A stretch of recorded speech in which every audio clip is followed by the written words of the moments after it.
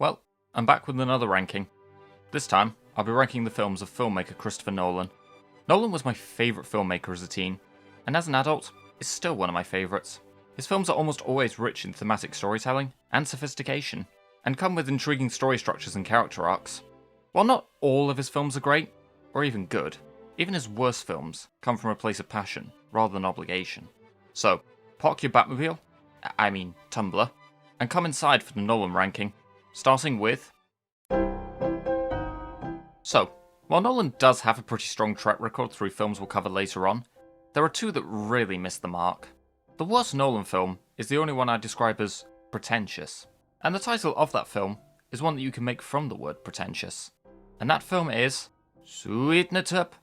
Nah, just kidding, it's Tenet. Tenet is by no means a lazy film, but it feels too wrapped up in how supposedly complex and sophisticated its premise is. By the time the film finished, I remembered very little about it, mainly because none of the characters are memorable. The characters in Dunkirk are not the most interesting, but it doesn't really matter in that film, because the film isn't really about them. The film is about the Dunkirk evacuation. It's the story of Dunkirk. Tenet is very much a character-driven story, and while the performances are fine, they're not working with memorable characters. On a side note, this is Michael Caine's final time working with Nolan, and he's unfortunately rather underused.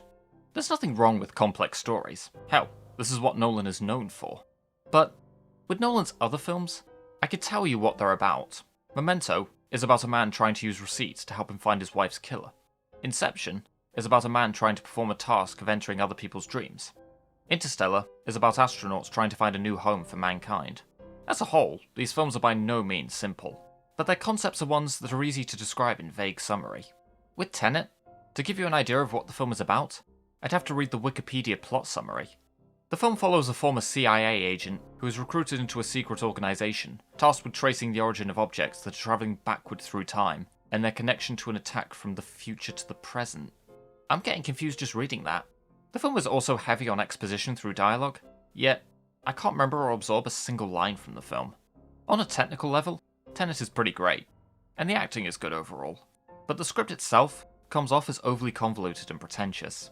Fortunately, however, Nolan has proven himself to be a great filmmaker, and while we do have one more bad film to talk about, we will then journey to the films that range from good to great. So, Nolan's only other bad film. It's one that kind of sums up the events of the film, but sadly not the quality, and that film is The Dark Knight Rises. The film isn't awful, and it has its fair share of saving graces. The performances are good all around, with Anne Hathaway adding to the badass nature of newcomer Selina Kyle. The best performance for me would be Michael Caine, who really showcases the emotion in Alfred's expressions and line deliveries, possibly even improving on his already superb acting in the first two films. I also like the scene in which Alfred reveals he'd hoped Bruce wouldn't return to Gotham at the end of his training, instead wanting him to have moved forward in life and lived a happy life away from Gotham. And while the ending raises a ton of questions, seeing Alfred witness Bruce doing exactly what he'd hoped gives it a spark of poignancy. I don't mind the decision for Bruce to retire as Batman following the events of The Dark Knight, as he became a wanted criminal due to taking the fall for Harvey Dent's crimes, and also due to the guilt he felt over not being able to save Rachel, who died in part because of her connection to Batman. That said, his return to vigilantism is underwhelming as a whole, partly because we see a lot of Bruce, but very little Batman. Speaking of Harvey Dent, it seems weird that Gotham continues to mourn him for 8 years after his death, considering that he was simply a politician. The film becomes more and more underwhelming as it goes on. While I don't blame Tom Hardy for this, he wasn't the right choice for Bane, especially given that he's shorter and less muscular than Christian Bale, which makes Bane being able to easily beat Batman all the less believable. And the voice sounds like Patrick Stewart doing a Yoda impression. So back to die with your city. You came... But at least he seems like an intelligent man. Oh, I seem intelligent. How lovely of you to say. On the topic of Bane, we get the scene when he reveals the truth about Dent. This is Nolan's first film to use both 185:1 and 239:1 aspect ratios, and it most notably comes off as jarring during these crosscuts, when James Gordon listens to Bane reveal the truth about Dent, and it constantly jumps between the 239:1 ratio with Gordon and the 185:1 ratio with Bane, even though both are focusing on dialogue and or characters reacting to something. What's more, we never see how anyone reacts to the news other than Gordon, so it doesn't mean anything. But where everything really falls apart is in the third act. The action scenes are at their most laughable here. I don't think I need to explain why. But then we get this exchange between Bane and Batman when the latter returns to Gotham. So you came back to your city? No. I came back to you. Then we get Bale's Batman voice at its most laughable, when he keeps yelling, Where is it? Where is it? at Bane. But at least it comes with this line from Batman. Tell me where the trigger is. Then you have my permission to die. This is a good counter to Bane's line to him earlier in the film. We will destroy Gotham. Then you have my permission to die. And then we find out that Tate, a character who was played as a heroine, is actually the mastermind. Not only does it completely undermine Bane, oh, my mistake, he's a tool, but it also raises the question as to how Batman didn't realise it. And both of their deaths are the most anticlimactic shit ever. We did 20 ticks, and that was the best one. Then Batman uses the bat to dispose of the bomb. Some days you can get rid of a bomb, and is presumed dead, along with Bruce also being presumed dead. Damn, Nolan actually went ahead and killed... Oh wait, Bruce is still alive.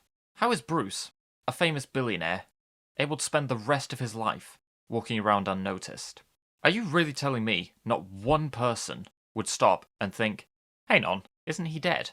It'd honestly make more sense if Bruce was correctly presumed alive, and thus Bruce could live solely as Bruce without raising any suspicion. We also learn that police officer John Blake, a character who didn't get enough character development or training over the course of the film, receives a package from Bruce leading him to the Batcave. Oh, and his legal first name is Robin. Bit of an underwhelming revelation, to be honest, and makes you wonder if he really was the right person to follow in Batman's footsteps. Not an awful film, but a disappointing end to a once great franchise. But at least Nolan never tried to milk it after this. Following, Christopher Nolan's first film, and yeah, it shows. The script and acting are quite good overall. There's an intriguing story built up, with a lot of suspense and twists, that carries a good message about not getting caught up with strangers, or in the criminal world. And it's performed quite well by the actors.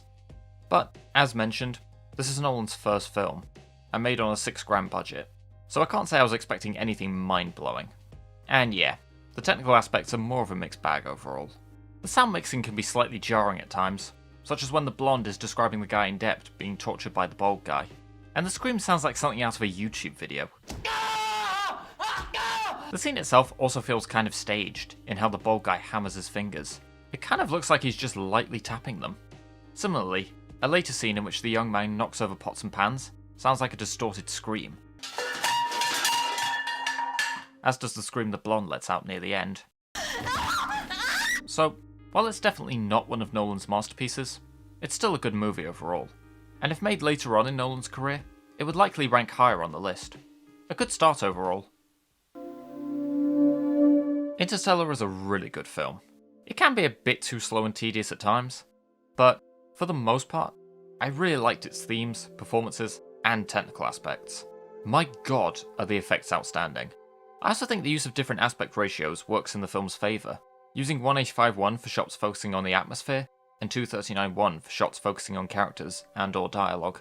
The film picks up for me in the 30-minute mark, with Cooper having to leave his daughter behind, unsure as to when he'll see her again. It's a very sad moment, and you want to see him find a way to see her again, even as he leaves Earth and receives video messages surrounding his children growing older, which he sadly doesn't get to witness in person. And Matthew McConaughey's performance especially sells the emotion of these scenes. The last 20 minutes are where the film becomes phenomenal, with a high amount of emotional depth and mind-blowing effects to boost. I don't want to give away too much, but we get a highly emotional conclusion to a relationship between two characters, and an ending that gives a sense of hope for what will happen after the end of the story. While I don't love the film as a whole, I do think it's a very good movie. I've seen it twice now, and maybe the third viewing will be the one where I come to believe it's a great movie. Only time will tell. Insomnia is built up in such a suspenseful and intense way. Al Pacino is fantastic in the leading role, really representing Will Dormer's insomnia due to his guilt about accidentally killing his colleague. Robin Williams goes against type by playing a serious villain, and he's also very good in this, showcasing that he was great at playing serious heroes and also serious villains.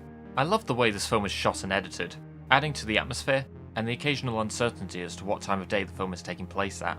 But the ending we get to is a fantastic ending, and while I don't want to give too much away, it provides a symbolic, though not ideal, solution to Dormer's insomnia. While it's Nolan's only film he didn't write, his direction very much contributes to another great movie of his. What starts off as a good movie gradually progresses into a great one with The Prestige. Watching two enemy magicians trying to one-up each other and bring the other down through their mysterious magic tricks is a great and suspenseful story, leading to a pretty amazing twist regarding the main trick that one of them had up their sleeve. The cast are all superb, with Christian Bale showcasing a sense of suspicion in the secrecy and subtlety of his character's tricks, but Hugh Jackman stands out the most for me, brilliantly showcasing Robert Angier's range of emotions: happiness, sadness, anger, determination, you name it. With Andy Serkis playing a supporting role, this makes two films he did with Jackman in 2006, both an animated one and a live-action one. Another well-made, written, and acted masterpiece from Nolan. Batman Begins is a great first installment. A more realistic take on Batman, it reboots his backstory, and what leads to him becoming the Caped Crusader, and in a pretty amazing way. While I initially wasn't the hugest fan of Christian Bale as Batman, I did always think he was good. This time around, I think he's great. Not necessarily as good as Ben Affleck or Michael Keaton, but still pretty strong in the role. Yeah, the voice he does for Batman is terrible, but otherwise, he does come off as quite threatening. And Bruce Wayne has a strong arc over the course of the film, initially bent on killing Joe Chiller's revenge, before being talked out of it, and developing a moral compass in not killing or using guns. Most of the other performances in the film are very good too. The only performance I don't like is Katie Holmes as Rachel Dawes. Her lack of range or genuine emotion makes me glad that she turned down reprising the role in The Dark Knight. Before playing the Destroyer of Worlds, Cillian Murphy played the intended Destroyer of Gotham in this film, and there he successfully showcases Scarecrow's psychopathic tendencies. Everyone raves about Heath Ledger's scary portrayal of the Joker in The Dark Knight, and rightfully so, but Murphy's performance across the films is quite overlooked. The cinematography is brilliant, with the darkly lit shots providing contrast that not only makes it visually appealing, but also easy to make out what's happening on screen. Then again, most Batman films succeed at this. As well as being emotionally gripping, the film is also very funny when it wants to be. Where are you? Here. And while Bruce and Alfred have a touching relationship, Alfred is also capable of being funny. What is the point of all those push-ups if you can't even lift a bloody log? We've had a bad Batman, but we've yet to have a bad Alfred. Big up Michael Caine's performance here. Overall, a new take on Batman's origin story, and certainly a welcome one. It's kind of hard to believe that this is Nolan's first director nomination, but it's certainly a warranted one, and this film was a warranted Best Picture nominee. While I can understand someone not liking the film due to the characters being pretty one-note, it doesn't really matter to me, because Dunkirk is not about the characters. Dunkirk is about, and the story of, Dunkirk, told from the perspectives of land, sea and air, which is a well-executed structure. Rather than mainly relying on character interactions, Dunkirk uses cinematography and music to create its tension, and these aspects are phenomenal. If this is the last time Hans Zimmer scores a Christopher Nolan film, then what a score for him to finish their collaborations on. I don't have a lot to say about most of the performances, mainly because, as mentioned, they're not the focus. Although I will say Cillian Murphy plays the shivering soldier very convincingly. This is his fifth film with Nolan, and his second non-Dark Knight one, and I honestly hope they keep working together. I do think it's interesting to see Harry Styles' film debut. This is the first Nolan film I saw on the big screen, back when I had just finished my GCSEs, and one of my classmates messaged me and asked if Harry was amazing and if he looked fit. That was certainly something. I will say it's funny how Styles' film debut, in regards to storytelling, is told from more than one direction. Overall, an incredibly well-made film that stands out amongst other war films, primarily for its structure. I want Christopher Nolan to perform Inception on me, so I'll understand how he keeps coming up with such genius movies. Inception is a film that really plays with your mind. In my case, so much that it blew it with how brilliant it was. The concept of entering other people's dreams to implant ideas is such a smart concept, yet one of such complexity that even the characters themselves have to try and comprehend how it all works.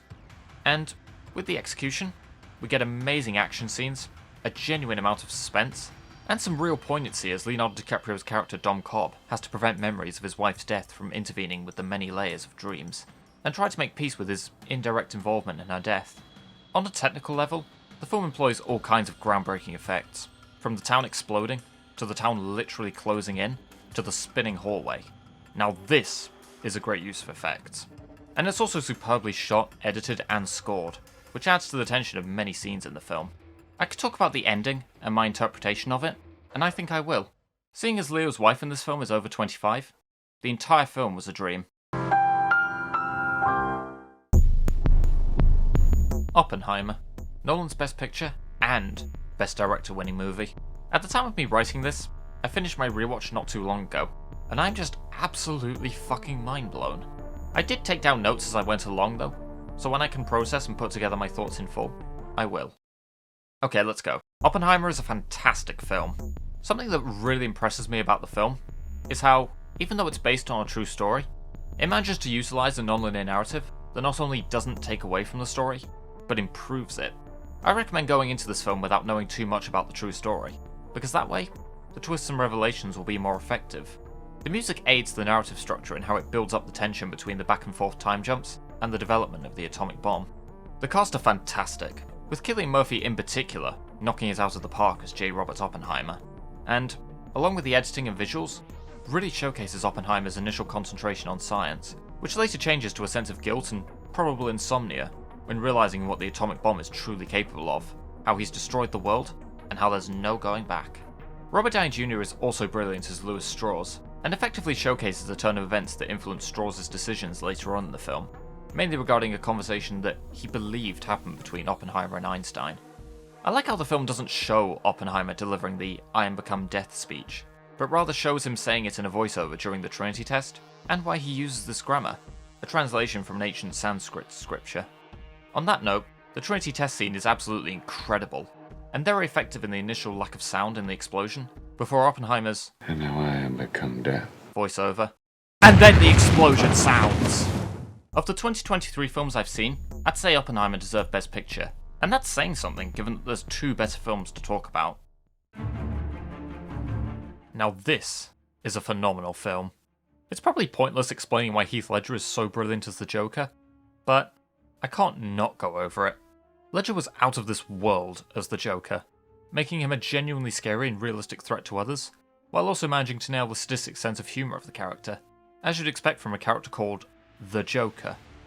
Ledger, along with the Nolans, brought a perfect balance in the Joker's intimidation and sadistic sense of humour. The scene in which the Joker blows up the hospital even comes with that improvisation from Ledger, in which he humorously reacts to not all the explosives going off, only to then flee when they do. As a whole, The Dark Knight, to an even higher extent than Batman Begins, is a comic book film that rejects the common comic book movie style in favour of being a crime drama that features realistic takes on comic book characters. And the execution is brilliant, with the realistic setting and themes bringing that scary reminder that not everyone can be reasoned with. And, as Alfred puts it, Some men just want to watch the world burn. and, while the Joker does get Batman to break his no-killing rule when Batman is forced to kill Harvey Dent to save James Gordon's family, Batman wants the city of Gotham to maintain hope by taking the fall of Harvey Dent's crimes, as to let the people believe that Dent died a hero and maintain a society that continued to see the good in humanity. It leaves you wondering whether or not the Joker truly wins in the end. With a variety of underlying and well-executed themes addressing moral boundaries, terrorism, vigilantism, and hope that all come together into a thought-provoking masterpiece, The Dark Knight, while not perfect, is the greatest superhero film I've ever seen. And yet, I wouldn't call it the greatest Nolan film. Now this is a masterclass in non-linear storytelling, and also, just making a phenomenal film in general. Memento has been one of my favourite films since I first watched it as a teen. Revisiting it for this video, it's even better. I would say I'm lost for words, but for the sake of analysis, I'd rather not. A film that, while likely to be very confusing, and requires a lot of attention at all times, rewards you with a mind-blowing payoff, as Leonard tries to find the killer of his wife, keeping receipts of events that have happened since, through notes, Polaroids, and tattoos. As we go along, we learn a variety of twists and revelations that would not be nearly as impactful if told chronologically. And the ending voiceover? Amazing. I also like how not everything is explicitly answered. I don't want to ruin the film, as I'd like for people to go in completely blind and let this mind-blowing viewing experience seep into your head as you watch it. But you can ponder so many things regarding Leonard's search when you finish the film. It's always been one of my favourite films, and hopefully it'll be one of your favourites too. Watch it if you haven't already.